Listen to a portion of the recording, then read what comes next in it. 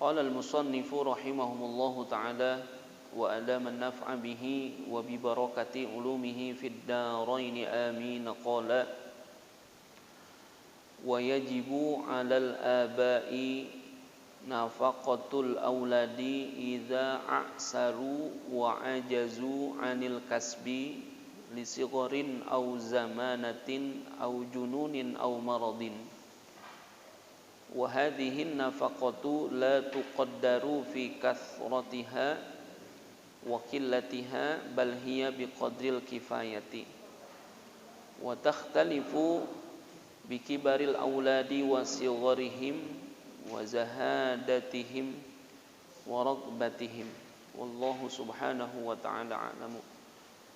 Hadirin jamaah sekalian yang saya hormati, saya muliakan, dan mudah-mudahan selalu dimuliakan oleh Allah Subhanahu wa ta'ala.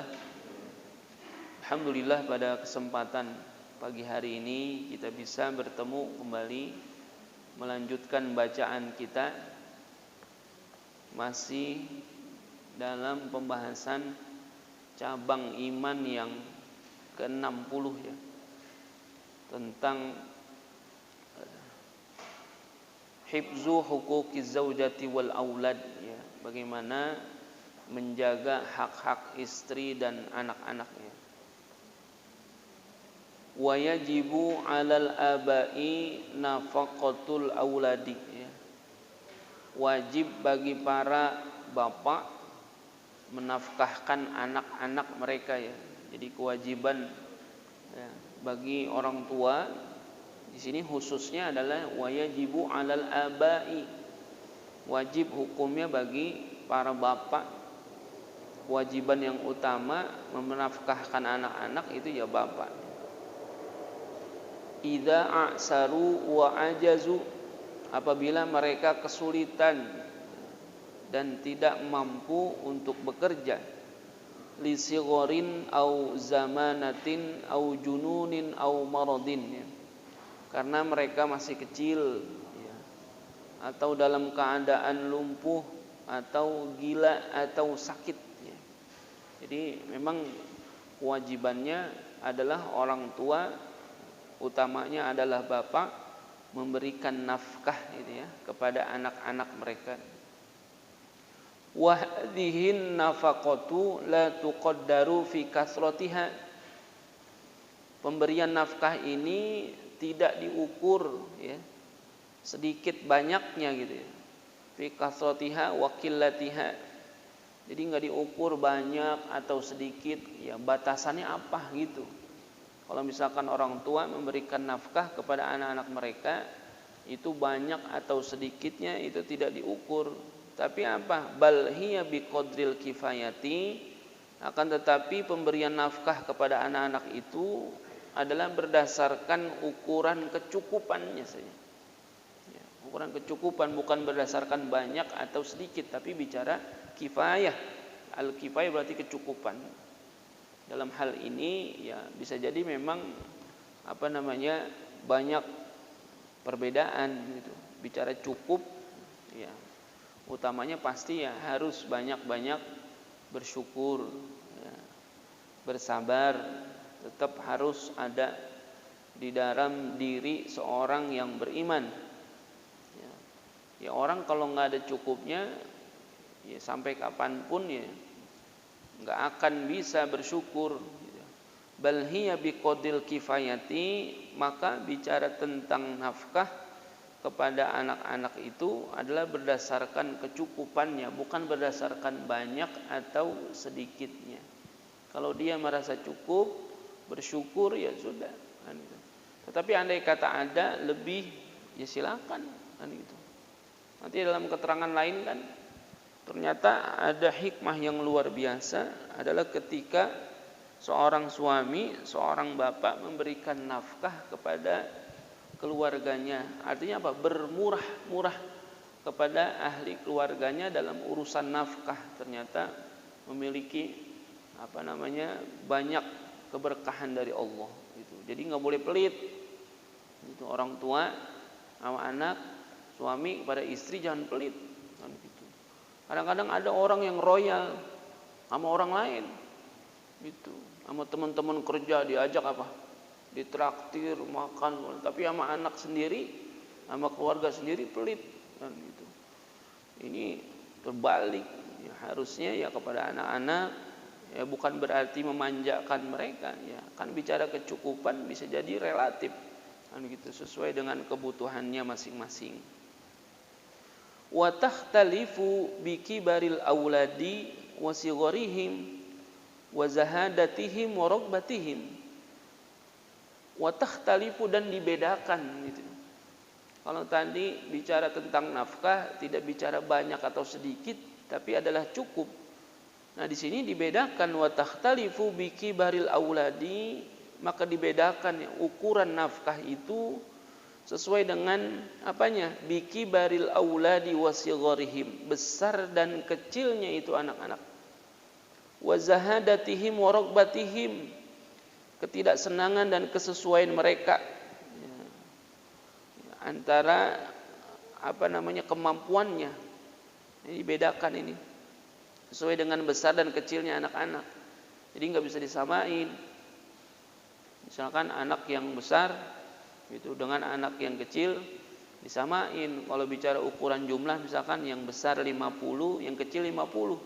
Ya, padahal dalam agama juga diajarkan juga bagaimana wa takhtalifu bi kibaril auladi wa sigharihim, membedakan tuh nafkah ukurannya itu sesuai dengan apanya? Sesuai dengan besar dan kecilnya itu anak-anak. Mesti dibedain, jangan disamain. Ya kan, bicara adil itu enggak mesti sama gitu.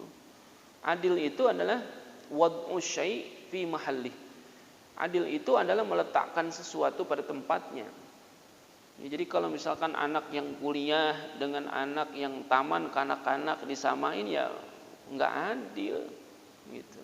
Wa takhtalifu bi kibaril auladi wa sigharihim, mesti ada perbedaan antara yang besar dengan yang kecil. Tapi mesti dikasih apa? Pemahaman. Itu dikasih besar, yang satu yang kecilan dikasih lebih sedikit, yang satu banyakan. Tapi enggak dikasih pemahaman.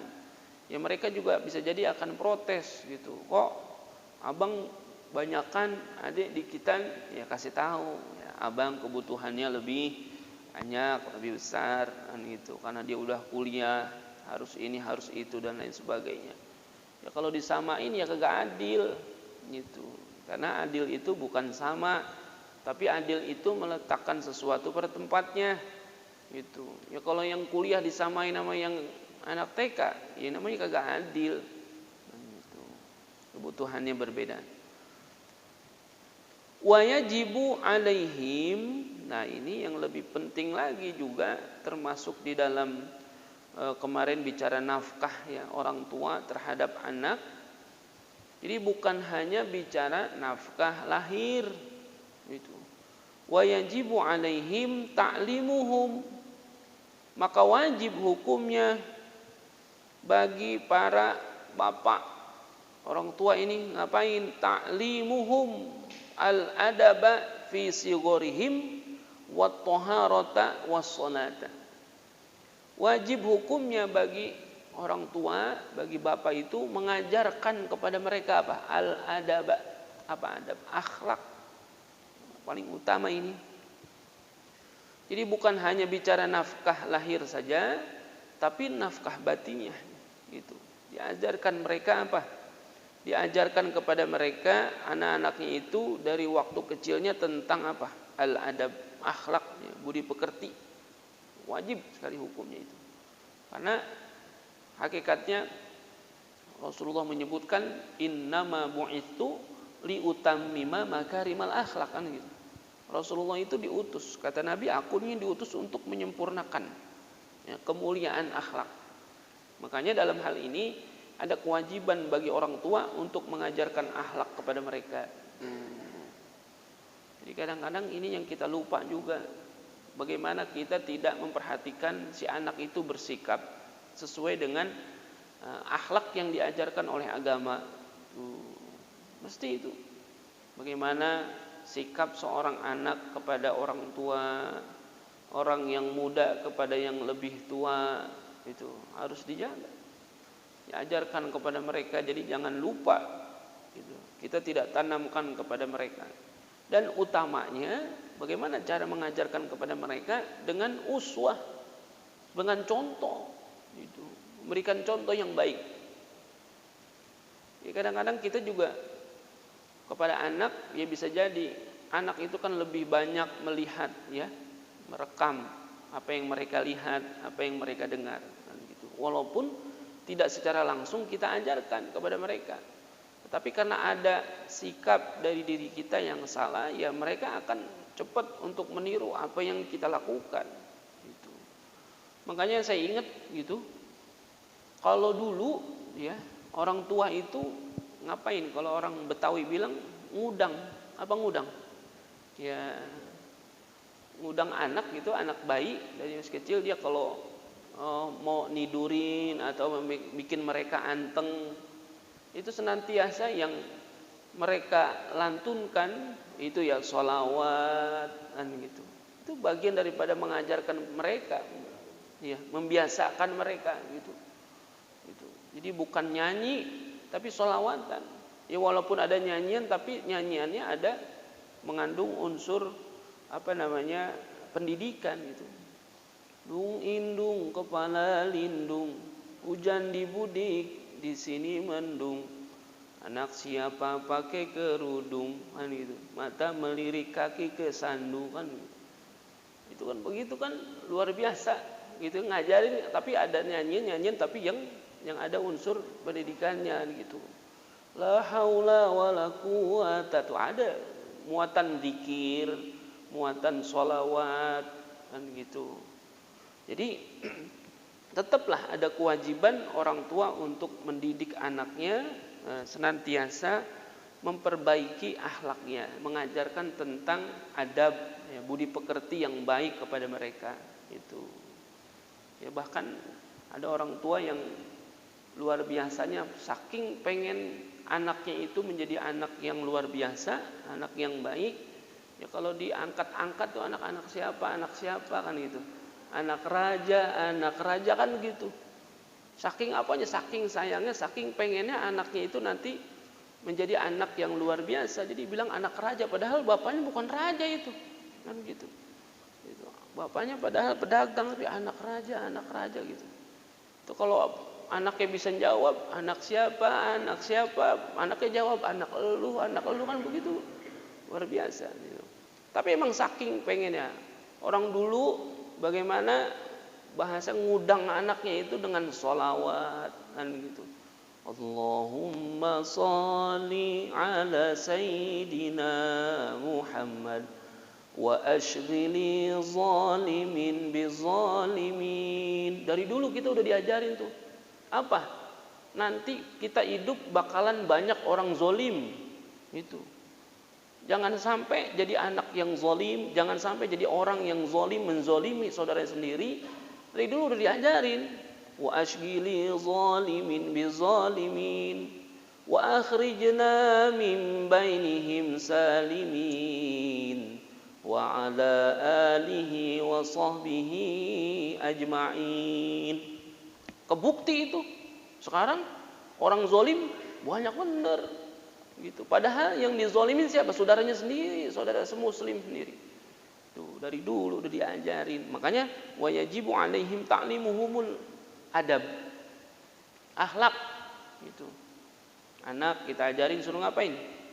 Kalau sama yang tuaan, salaman, cium tangan. Itu kan bagian daripada adab. Bukan mencium tangan itu karena mengkultus atau sebagainya, bukan. Dalam rangka apa? Mentakzim. Karena hakikatnya dalam Islam diajarkan bagaimana yang muda harus bersikap kepada yang tua, ya. Anak kepada orang tuanya, yang muda kepada yang lebih tua, murid kepada gurunya, kan gitu. Ini bagian daripada mengajarkan kepada mereka tentang adab, tentang akhlak, duduk gitu ya. Duduk kalau di hadapan orang tua seperti apa, ngomong ya, bicara. Kalau sama orang tua seperti apa, orang yang lebih tua bagaimana. Sekarang kayaknya nilai-nilai itu makin lama makin terkikis gitu. Ya, kalau secara pribadi saya perhatiin dalam pergaulan, jadi anak-anak yang lebih muda kepada yang lebih tua udah nggak ngeliat lagi bahwasanya yang lain itu lebih tua dari dia, enggak. Pergaulan turu-turu mereka yang muda dibawa kepada pergaulan turu-turu orang tua, ya kagak masuk. Itu menyalahi adab. Jadi turu-turu pergaulan muda dibawa ke orang-orang yang lebih tua, gitu. Kepada yang lebih tua manggil dengan panggilan yang seenaknya. Ini bagian daripada tanggung jawab kita sebetulnya, wa yajibu alaihim ta'limuhumul adab. Bagaimana ada kewajiban bagi siapa? Orang tua, bapak khususnya, mengajarkan anak-anaknya itu di waktu kecilnya. Gitu ya kan, yang paling gampang memang ya dari masih kecil ditanamkan kepada mereka. Kasih contoh yang baik gitu. Ngajarin anaknya untuk sholat berjamaah. Tapi dianya enggak, ya susah kan gitu. Jadi dengan teladan, dengan uswah, ya, contoh yang baik gitu. Wat toharota, dan juga apa? Toharoh wajib tuh hukumnya. Jadi bukan bicara tentang adab, ya akhlak saja. Di sini ada kewajiban untuk mengajarkan apa? Wat toharota, toharoh, tentang bersuci. Ya, bagaimana selesai daripada buang air maka dia wajib hukumnya istinja. Kasih tahu, ajarin. Yang wajib hukumnya orang tuanya dulu. Tuh. Bagaimana berwudu, ya, bagaimana nanti kalau dia punya hadas besar, bagaimana mandi hadas besar.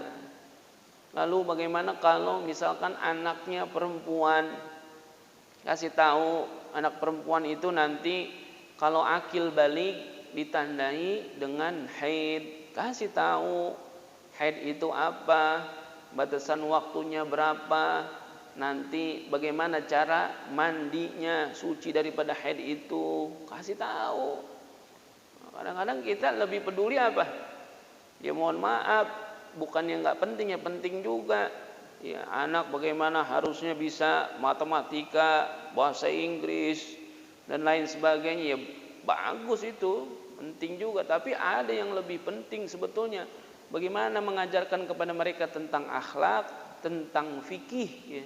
Toharoh berkenaan dengan kewajiban. Ya, setiap orang yang sudah mukallaf maka ada kewajiban bagi mereka untuk menjalankan syariat. Lalu bagaimana cara menjalankan syariat kalau dia kagak tahu caranya seperti apa? Kadang-kadang kita enggak was-was kalau anak kita enggak bisa wudu, kita enggak was-was, biasa aja. Tapi kalau anak kita enggak bisa bahasa Inggris, enggak bisa matematika, enggak bisa ilmu-ilmu komputer dan lain sebagainya, kita was-was. Sama urusan dunia was-was banget, tapi sama urusan akhirat biasa aja. Nah, itu ciri-ciri tanda keimanan seseorang udah pada hilang. Makanya apa? Di sini ada kewajiban wat toharota, ngajarin kepada mereka tentang toharoh, wudu. Perhatiin wudunya, dan gitu. Istinja, perhatiin istinjanya. Dalam riwayat Nabi pernah liwat di mana? Di dua makam, ya, ada dua kuburan. Ya, Rasulullah dalam riwayat ngambil pelepah kurma yang masih basah, lalu ditaruh di atas kuburan itu. Sahabat nanya, untuk apa? Selama pelepah kurma itu masih basah, maka dia akan bertasbih, berzikir, memohonkan ampun kepada Allah, kepada orang yang dikubur di dalam kuburan itu. Emang apa? Ini dua orang yang dikubur ini lagi disiksa dalam kuburnya. Nah, ketika ditanya Nabi, sebab apa disiksa? Ya, kata Nabi, yang pertama bukan perkara yang berat. Ya, perkara apa? Enggak bersih waktu istinja. Bukan enggak istinja, dia istinja tapi kagak bersih. Disiksa di kuburan. Apalagi dia kagak istinja, apalagi dia kagak cebok. Dia cebok aja masih diseksa dalam kubur gara-gara kagak bersih. Karena bicara tentang apa? Toharoh. Toharoh itu kan ngapain? Ya, itu salah satunya toharoh itu istinja, ya, wudu, mandi, itu bagian daripada toharoh. Kata Nabi, ini disiksa bukan perkara yang berat, perkara yang dianggap ringan. sama kita apa? Toharoh. Istinja tuh. Itu luar biasa. Kadang-kadang kita nggak perhatiin sampai sejauh itu. Kita nggak liatin anak kita bahwasanya mereka ada kewajiban dari segi syariat menjalankan perintah agama ketika udah masuk usia mukallaf atau akil baligh. Wassalata, dan juga berkenaan dengan sholat. Tuh, saking wajibnya perkara urusan sholat, maka ada penekanan bahwasanya orang tua itu mengajarkan kepada mereka tentang perihal sholat. Nanti kalau udah masuk usia-usia yang mumayyiz ya, walaupun sebagian ulama nanti ada perbedaan pendapat tentang mumayyiz dan mukallaf ya. Secara umum mumayyiz itu ya mayyaza yumayyizu tamyizan. Tamyiz itu artinya apa? Orang yang sudah bisa membedakan ya, anak-anak dalam usia yang hampir masuk usia akil baligh ya, tamyiz atau mumayyiz. Mereka udah bisa tuh, udah paham, udah ngelihat mana yang baik, mana yang buruk, udah bisa apa-apa sendiri, itu udah tamyiz namanya kan gitu. Itu ada penekanan tuh tentang perintah sholatnya. Nanti apalagi kalau dia udah masuk usia akil baligh. Bahkan kata Nabi kalau udah masuk usia akil baligh, dia kagak mau sembahyang, dia kagak mau sholat, pukul. Itu pukulan yang sayang kan gitu, dalam rangka bahwasanya urusan sholat ini sangat fardu, sangat wajib. Ya, kewajiban masing-masing pribadi itu. Maka dipukul ya. Ada enggak kita sekarang anak kita kagak sholat kita pukul, ada enggak? Enggak ada kali ya. Sayang kita. Itu luar biasa. Sampai Nabi ngajarin boleh dipukul karena apa? Saking wajibnya itu perihal salatnya. Karena awwalu ma yuhasabu bihil abdu yaumal qiyamati as-shalah gitu ya. Pertama kali yang dihisab nanti di hari kiamat adalah apa? Salat. Bukan yang lain, urusan salat tuh. Makanya ada penekanan di sini kewajiban orang tua untuk mengajarkan kepada anak-anak mereka tentang akhlak, tentang toharoh, dan juga tentang sholat. Tuh, luar biasa tuh sholat. Sampai sejauh mana kita memperhatikan sholat anak-anak kita. Ya kalau dia pulang dari mana-mana boleh ditanya gitu ya. Ya kadang-kadang kita coba nanya apa? Nah, udah makan belum? Kan begitu. Ya bagus juga ditanya, biar sehat dia makan. Tapi jangan lupa tanya juga udah sholat belum, kan gitu. Dibiasakan. Kasih contoh yang baik, kan gitu. Kalau kita nyuruh sholat, yang bagusnya mah kita udah siap juga mau sholat, udah rapi. Ayo nak sholat, gitu udah rapi. Mereka akan melihat, oh iya, ternyata bicara tentang sholat, saking fardunya orang tua saya selalu menekankan tentang hal itu. Emang kagak boleh berhenti, nggak boleh apa, nggak boleh capek, nggak boleh bosen. Ya misalkan dia nyuruh anaknya sholat dan gitu, tapi dia apa, lama-lama bosen juga. Aduh capek dah saya, udah nyuruh anak sholat susah banget. Jangan, nggak boleh capek, terus kan gitu. Ya, senantiasa mengajarkan kepada mereka untuk sholat gitu. Dan juga bukan hanya perkara mengerjakannya saja, akan tetapi bicara tentang ya bagaimana syarat dan rukunnya. Ya penting bagaimana kaifiat sholat. Itu jangan main suruh-suruh doang. Kan itu, sholat. Tapi kagak dikasih tahu bagaimana kaifiatnya sholat, ajarin. Itu. Kalau emang kita nggak sanggup, nggak ada waktu atau terbatas, ya serahin ke guru. Ya, orang yang ahli tolong dikasih tahu bagaimana perkara sholat yang sesuai dengan syariat. Ya, apa yang diajarkan sama Nabi, shollu kama ra'aitumuni usolli, kata Nabi, sholatlah kamu seperti aku sholat. Bagaimana Nabi sholat? Ya yang sekarang diajarkan sama ulama-ulama kita yakin itu adalah yang dicontohkan oleh Rasulullah sallallahu alaihi wasallam. Itu jangan lupa tuh. Salat wajib gitu ya. Wa amarahum bidzalika ba'da tamyizi ma'a tamami sab'i sinin wa darabahum ala tarki dzalika fi 10 sinin. Sebut di sini deh. Wa amarahum bidzalika. Jadi ngajarin tentang perkara salat dan memerintahkan mereka untuk mengerjakan itu salat. Itu terus wa amarahum bidzalika ba'da tamyiz. Setelah mereka masuk usia tamyiz tadi. Ma'a tamami sab'i sinin. Ya. Disertai telah sempurnanya umur itu anak 7 tahun kira-kira tuh. Tamyiz itu kira-kira umur 7 tahun. Itu. Nanti boleh tuh wa darabahum ala tarki dzalika, dan dibolehkan oleh si bapak orang tua itu memukul ya wa darabahum ala tarki dzalika fi 10 sinin. Ketika dia udah masuk usia 10 tahun, boleh dipukul tuh anak. Ya nanti usia tamyiz kira-kira 7 tahun. Nanti kalau dalam kitab-kitab fikih biasanya anak masuk usia akil balik kira-kira berapa? Umur 9 tahun. Pada ghalibnya tuh. Itu. Minimal banget 9 tahun si anak udah masuk usia akil balik. Gitu. Akil balik ya, nyebutnya jangan balik doang. Kalau balik berarti nyampe. Ya, usianya berapa? Usia dewasa. Tapi apa? Bisa jadi akilnya tidak. Makanya disebutnya akil balik. Itu. Akil balik. Kalau ini udah akil balik belum? Ini. Artinya kan kalau kata guru saya, kalau ini udah akil balik, wah ini mah bukan akil balik lagi, ini udah bulak balik. Bahkan ada yang udah jungkir balik, kan begitu. Bukan hanya akil balik, udah bolak balik. Kalau kita nih sekarang udah jungkir balik, gitu.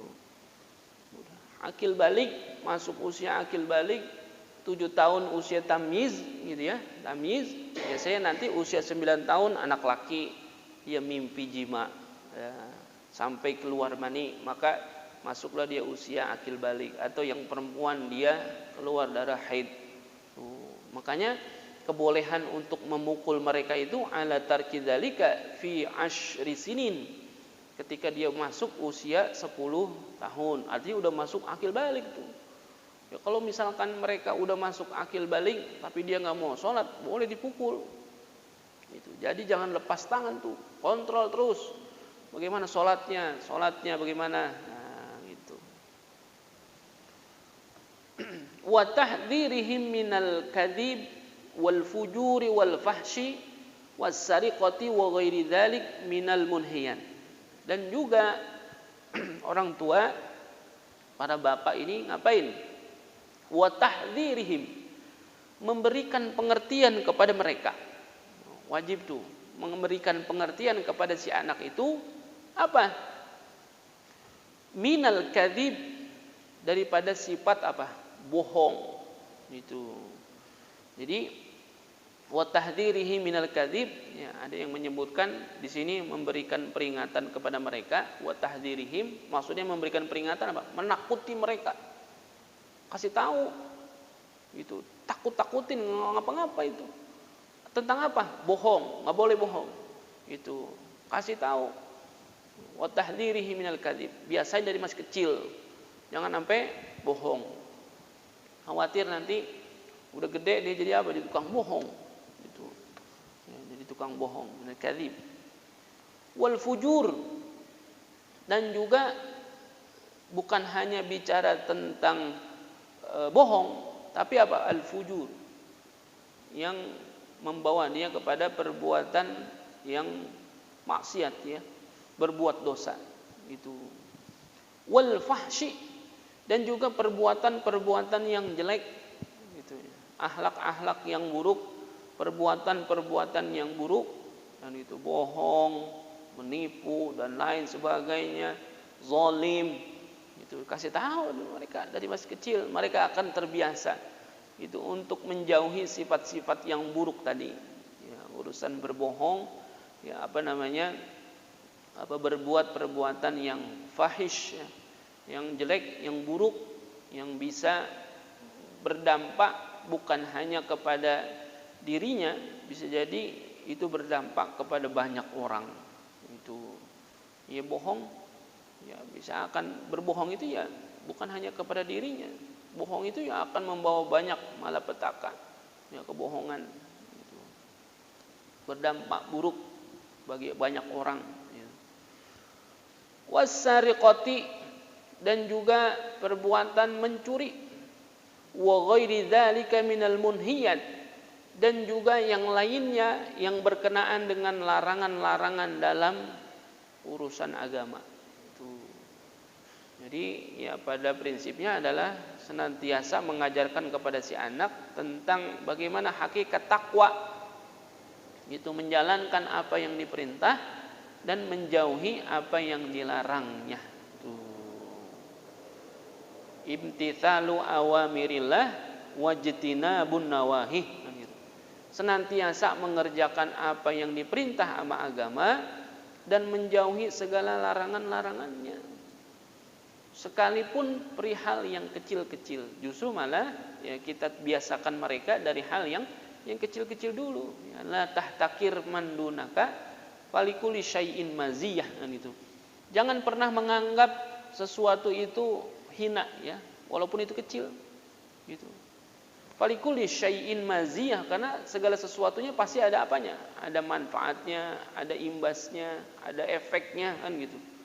Nah, kita jangan melihat perkara-perkara yang kecil, justru semua juga dibiasakan dari hal-hal yang kecil dulu. Justru dari yang kecil itu bisa jadi akan membawa perihal perkara yang besar.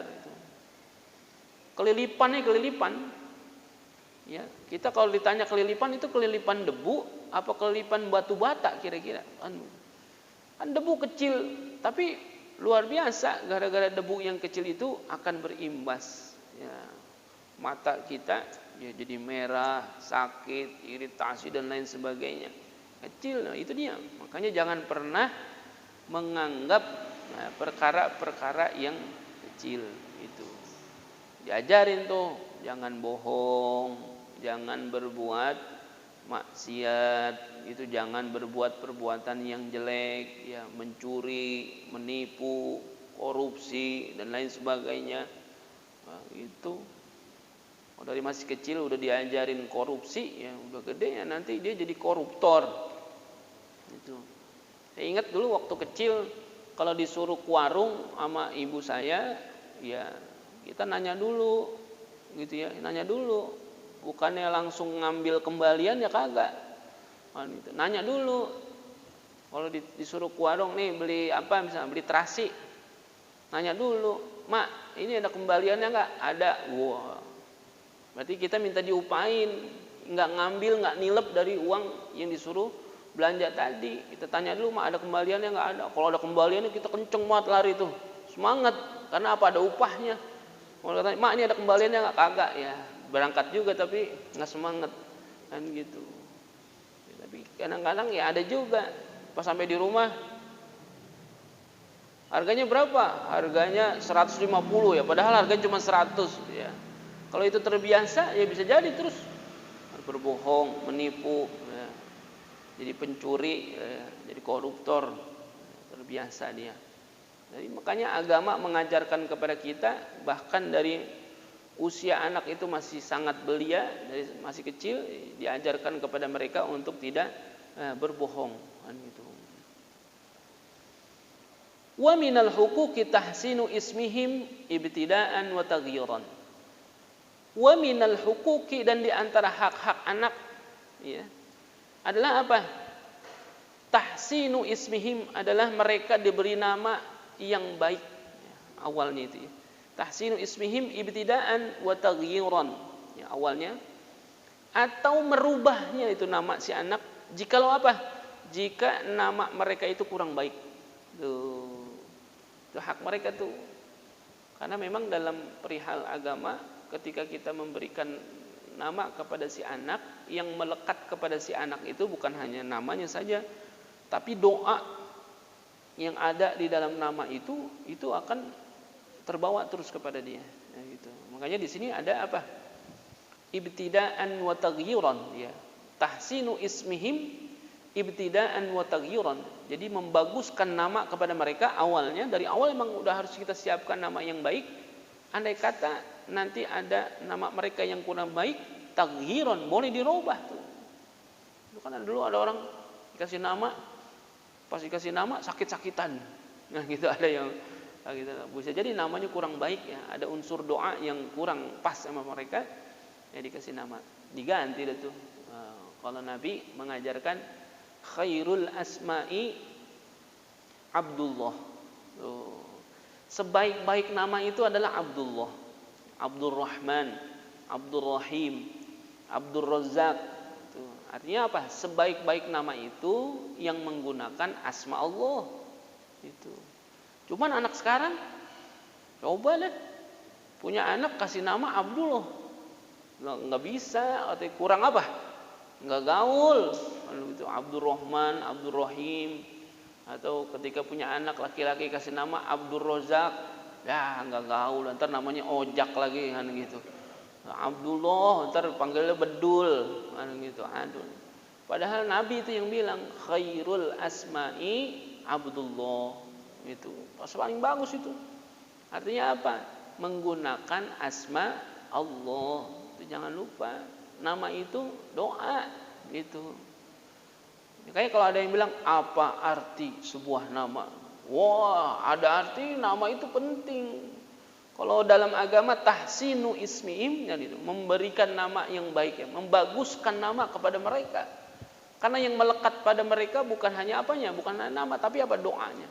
Dan nanti kita di hari kiamat akan dipanggil dengan nama dunianya tuh. Di hari kiamat padang mahsyar kita dipanggil pakai nama dunia.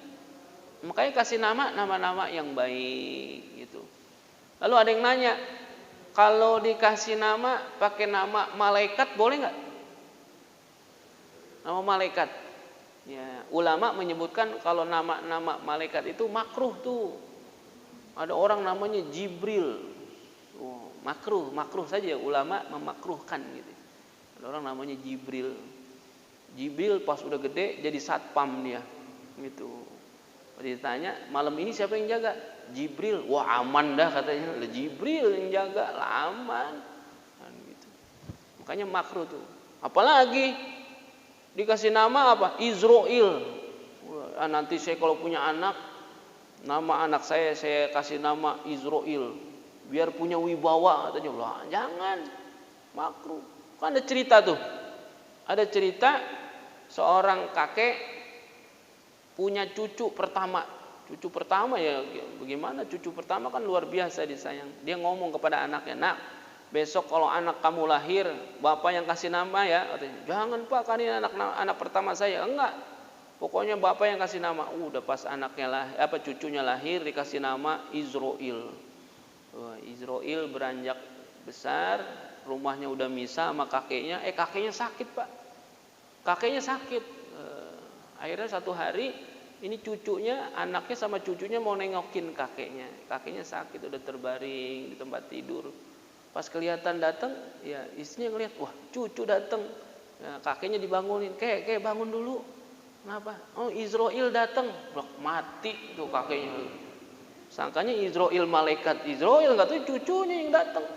Ya, makanya apa, ngasih nama jangan sembarangan, kan gitu. Kasih nama yang bagus, yang baik, kan gitu. Karena bagian daripada apa? Doa. Gitu. Doa terbaik itu udah termasuk di dalam apa? Di dalam nama mereka tuh. Makanya nanti dalam hadis tentang akikah ya, bahwasanya si anak itu diakikahkan, ya dicukur rambutnya dan juga diberi nama. Itu bagian daripada apa? Bersyukur kepada Allah bahwasanya telah dianugerahi anak, lalu diakikahkan, dicukur rambutnya, diresmikan namanya. Artinya apa? Dikasih nama dengan nama-nama yang baik. Itu bagian daripada hak si anak yang menjadi kewajiban orang tuanya. Lalu kalau misalkan namanya kurang baik bagaimana? Nah, di sini disebutkan wa taghyiran. Taghyiran. Ganti. Gitu boleh diganti kalau itu rasa-rasanya kurang baik. Tuh. Saya dulu punya sepupu, ya. Punya sepupu Dulu ya ketika dia dikasih nama ya begitu, kurang bagus mungkin karena banyak sering sakit dan lain sebagainya. Karena dulu saya punya sepupu itu dikasih nama Christopher, Pak. Ya, Christopher Hillman namanya. Beliau sudah almarhum, dikasih nama Christopher Hillman gitu. Dalam riwayat ya itu, karena sakit-sakitan mulu, akhirnya besok namanya diganti Muhammad Hillman. Wah, jadi sehat gitu, dikasih nama Muhammad. Ini namanya Christopher, luar biasa. Christopher Hillman. Kalau kita ngeliat orang Betawi namanya Christopher, makannya oncom sama kangkung, nama Christopher, kagak matching kan begitu. Akhirnya diganti Muhammad Hillman. Wah, luar biasa, anaknya ganteng, bagus, baik anak itu. Makanya ngasih nama kita kadang-kadang jauh ya, jauh-jauh hari sebelum anak kita lahir kita udah ngapain? Udah nyiapin nama, bahkan udah luar biasa itu ya. Itu hak anak yang menjadi kewajiban orang tua sebetulnya yang utamanya. Tapi kita kadang-kadang takziman, mencari keberkahan dari siapa? Dari guru-guru kita, ulama-ulama kita. Ini saya punya anak kayaknya di di USG bakalan laki nih guru. Saya minta nama dah, boleh, nggak apa-apa itu. Padahal itu adalah kewajiban orang tua, tapi kita minta saran dari guru-guru, dari ulama, tolong kasih nama anak saya dengan panggilan yang baik. Dan itu boleh. Atau kita kasih namanya itu nama-nama ulama, itu boleh juga tuh. Nama-nama orang-orang besar dan gitu dalam sejarah Islam. Misalkan ada orang namanya Abdurrahman Ad-Dakhil.